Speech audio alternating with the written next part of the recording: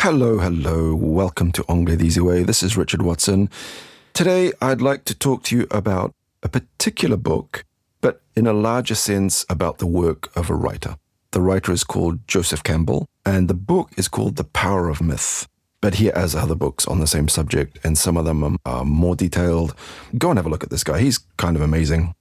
This book came out in 1988. And The Power of Myth is actually a series of interviews. It was actually a video. You could buy the video at the time. But this is the book of a series of interviews conducted by a guy called Bill Moyers with Joseph Campbell. Now, Joseph Campbell is a mythologist. He studies myths. And it explores the role of mythology in human life and the psychological and spiritual significance of myth, and even its relevance to contemporary society. Now, that seems a bit complicated and difficult to make any sense of. But in fact, as you go through this book, a lot of things kind of make sense to us.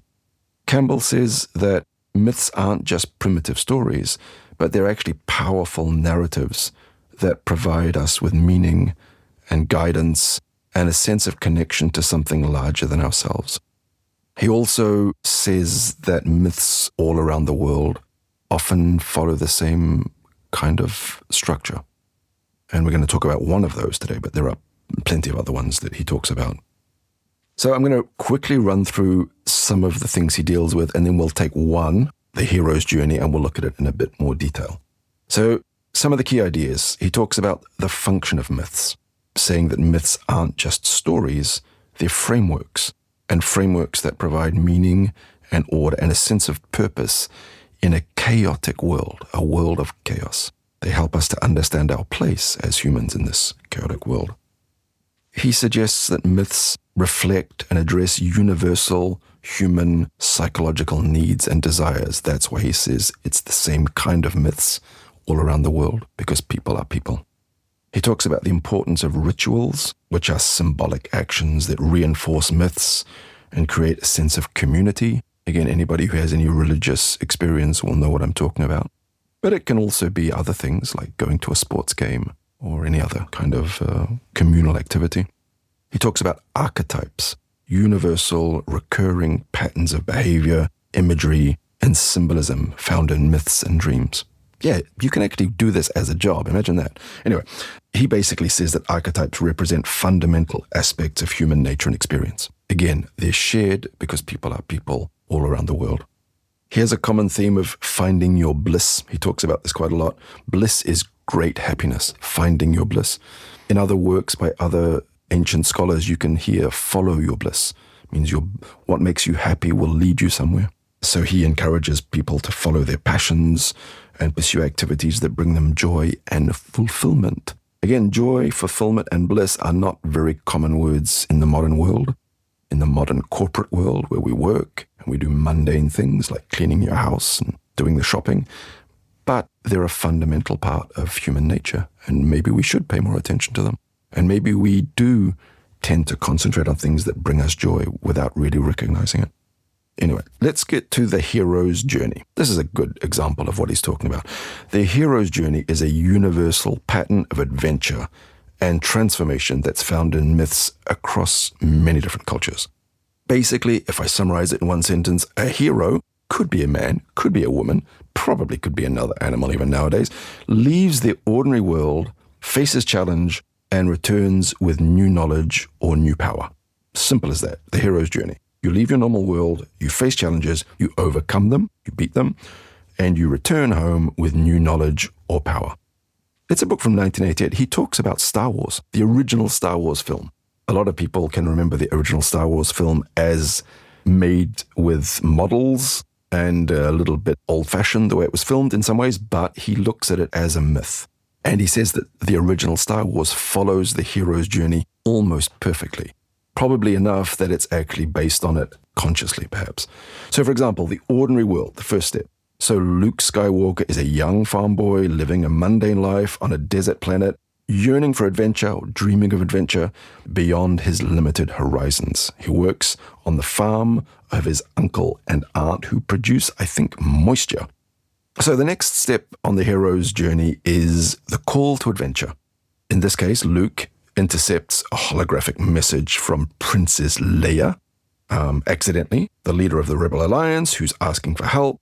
It wasn't really destined for Luke. It was for someone else called Obi-Wan Kenobi, but it disrupts his ordinary life and presents him with a challenge, which at first he dismisses because he doesn't want to be part of it. So refusal of the call, that's the next step. First, Luke hesitates because he wants to stay on the farm to help his uncle and aunt. He's reluctant to leave this familiar world and to take on the dangers that the message implies. Next one, meeting the mentor. Unfortunately for Luke, his uncle and aunt are killed by Imperial stormtroopers, and Luke meets Obi-Wan Kenobi, a hermit living in the wastes, and he reveals Luke's destiny, explaining that his father was a Jedi Knight, and he talks about the Force. Obi-Wan provides him with guidance and a lightsaber and encourages him to join the rebellion. A lightsaber. The guy gets a magic sword. That's very mythological. Go back and look at any other myth like that happens all the time in myths. The next one is called crossing the threshold, where you actually take a step. Threshold is like the limit between two rooms, basically, or the limit when you enter a house, you cross the threshold. Crossing the threshold, so he basically leaves his planet and he meets Han Solo. The next part is tests allies and enemies, so he faces various challenges. Fighting stormtroopers, he forms a strong alliance with Han Solo, Chewbacca, and Princess Leia, each with their own unique skills and perspectives, obviously. The next one is called Approach to the Inmost Cave. Inmost cave means the deepest part of the cave. That's what in mythology studies they talk about, the inmost cave, like the last, deepest part. Well, in this case, Luke and the rest are captured and taken to the Death Star, and they have to try to save Princess Leia, right? They're in the heart of enemy territory. The next part, the ordeal, which means like the test, I suppose you could say. So they rescue the princess. You probably know this story anyway.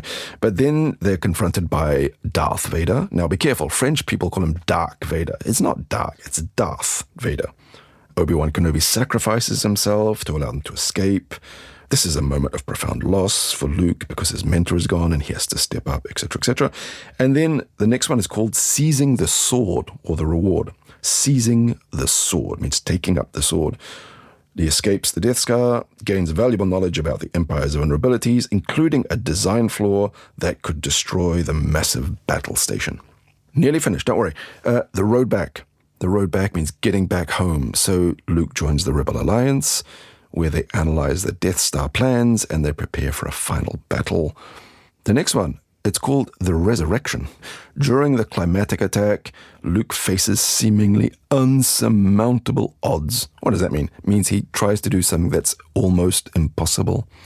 And he hears the voice of Obi-Wan urging him to use the Force.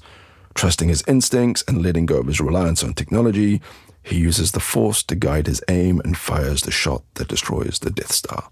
And the last step on the hero's journey is return with the elixir, which return with a treasure, basically.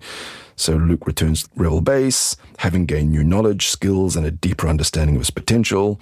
Anyway, it's quite interesting when you analyze it like this. It's very similar to a lot of old myths of knights going off into doing adventures and getting magical swords and magical powers. It's very interesting, in fact, to see it like this. Anyway, this is just one book by Joseph Campbell. There's a lot of quotes around on the internet you can have a look at. Go and look. He's got some great ones. Another book is called The Hero with 1,000 Faces, again saying that the hero's journey is seen in many, many cultures. Anyway, go and have a look for yourself. I'm sick of talking about it, and I'll catch you next time. Don't forget to subscribe.